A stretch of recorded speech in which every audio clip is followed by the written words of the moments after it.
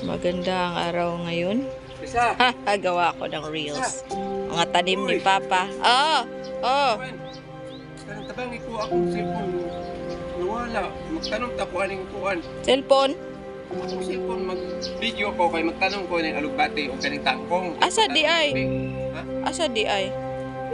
Dito ko galapaw then tuyok diri. Then nangita ko kuan katong bunting na ko asa nabutang kay kuan kaning singalan aning magtanong lagi ko ani. Then ako videohan ta kay mag-vlog ko. Mag-reels to. Wala akong cellphone. Mag-reels to. Okay. Basig ma-appeal na ko sa akong reels na lang. Makita di mo cellphone. Saan ito pangita? Tabangi ko. Gamita to mo relo. Relo. Dito sa? Relo. Find me. Ako kuhaan. Oh, sige.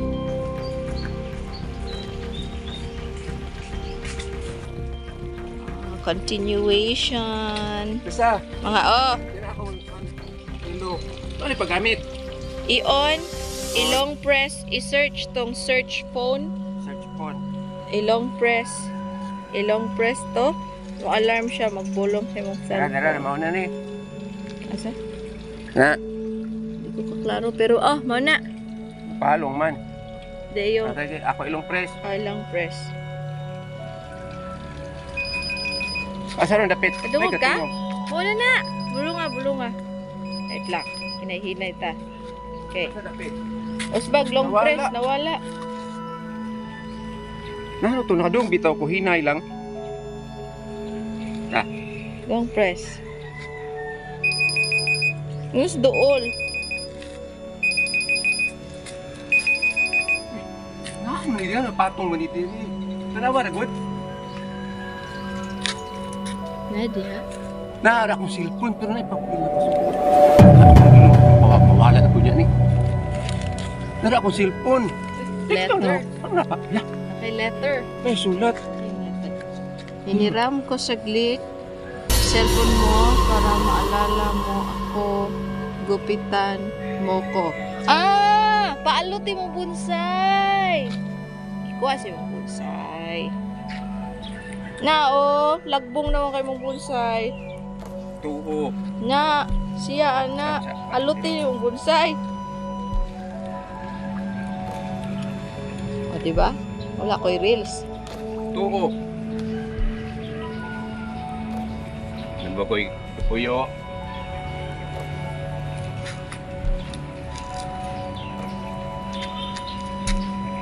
Imposible ko na igapuyo na.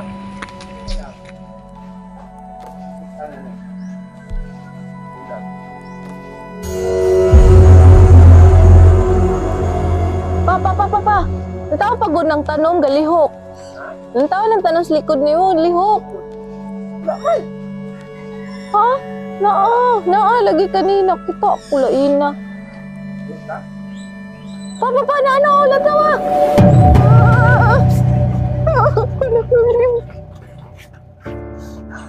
Hindi buli ko padul dito. Yan. Ano naman to? Wala, hindi ko madulan ng tanong mapapaalutin na siya pa, nag-uula siya. Wala taon ba? O, di ko! Di pala yun. Ay, isum na lang na ako.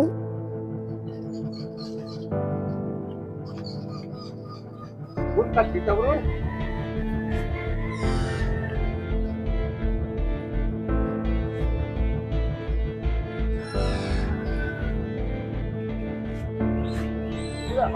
Kasi naiiling iba. Mulay iring ni Bato, gato pa. Kita ko. Hangin, goro. Kusog, Lang, alutan ako. kusog mahangin. Ako alutan. Di na ko mag-reels. Good morning everyone, or magandang umaga na naman sa inyong lahat. So, nandito naman pala ako.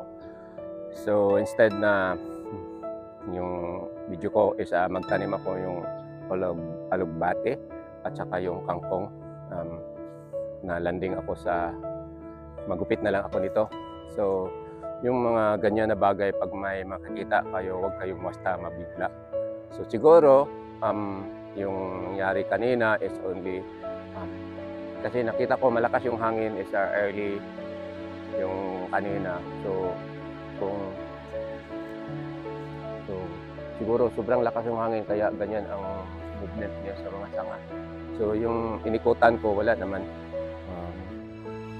Pero yung sulat, basta. So ang gawin ko dito is ito na lang muna ang trabahuin ko is gugupitan ko ito, then either i-depolit ko ito or gugupitan lang kasi sobra ng haba yung mga dahon niya. So start na tayo. So unahin natin yung mga yung ganito, yung malaking tanga. Mabuti na lang may ako scissor na yung hait, small but terrible itong gunting ko. So una, ipoporma na lang ko muna. Then after that, kasi pag magupit ako, yung isa-isa lang ba, ang mangyari is masugatan mo yung mga dahon. So it's better na lang iporma ko ito kahit masugatan dahon. And after that, i-depolit ko na lang ito kasi ang kapal ng dahon.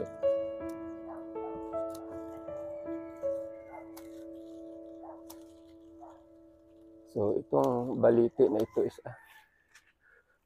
siguro, na lang, pasensya na po. Kung may nakatira man dito, katabi-tabi, tumabi lang muna kayo, gugupitan ko. So, basta yung nanonood sa video ko, huwag kayo basta maniniwala yung mga ganito. Ako, hindi ako naniniwala, pero konti lang.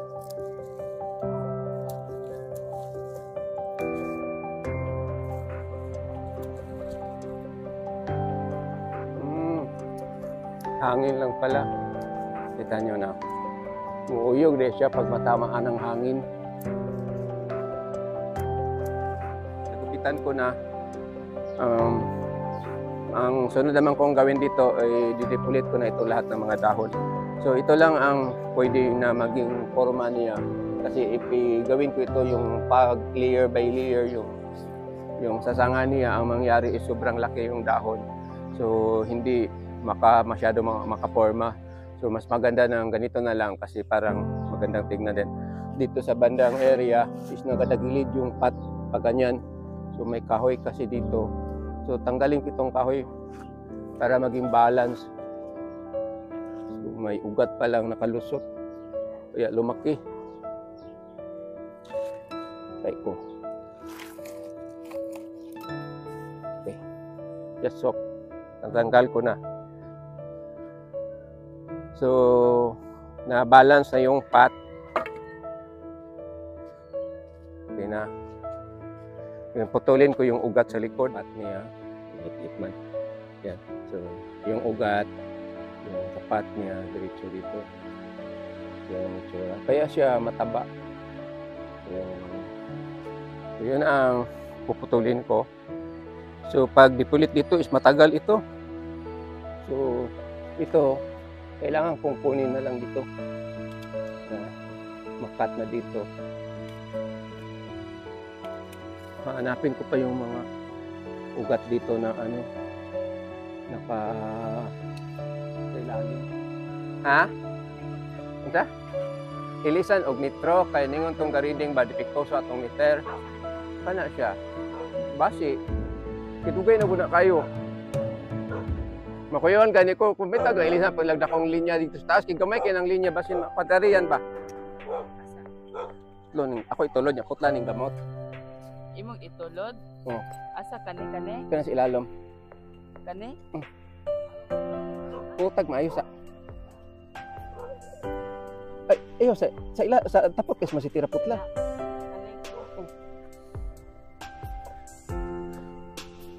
Malapit na ako matapos. Dito na lang sa bandang likuran ang kulang. Tapos after maubos ko na sa pagtanggal itong mga dahon, nililisan ko yung mga Bermuda or bluegrass na sa dumidikit sa bato.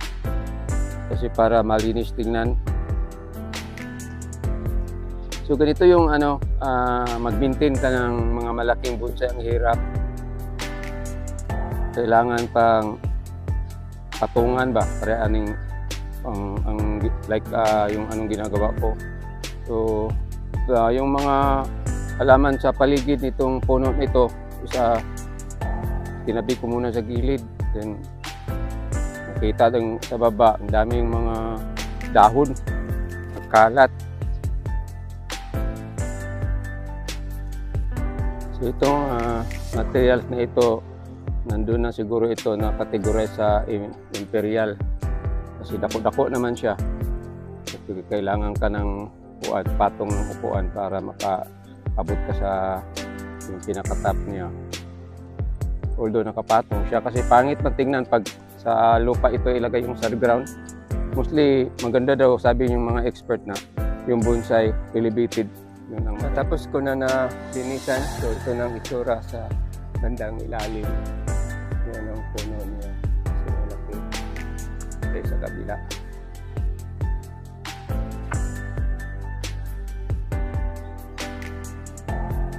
Ito ang isa sa malaki ko na bonsai materials.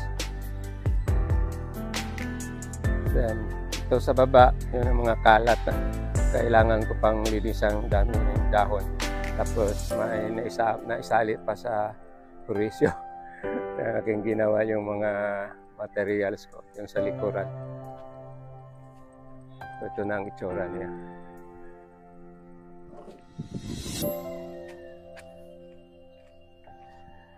So, natapos ko na. Ang kulang na lang linisin ko ito dito sa gilid. Yung mga ibabalik ko ito mga kuan. So, upo tayo para kasi nakakasakit sa tuhod o ikot-ikot yung magupit. So, for this morning, ito lang ang masishare ko. So, parandam na magpagupit. So, ginugupitan ko na hopefully masaya na yung nakatira dito. Kaya pala ito hindi nahalin.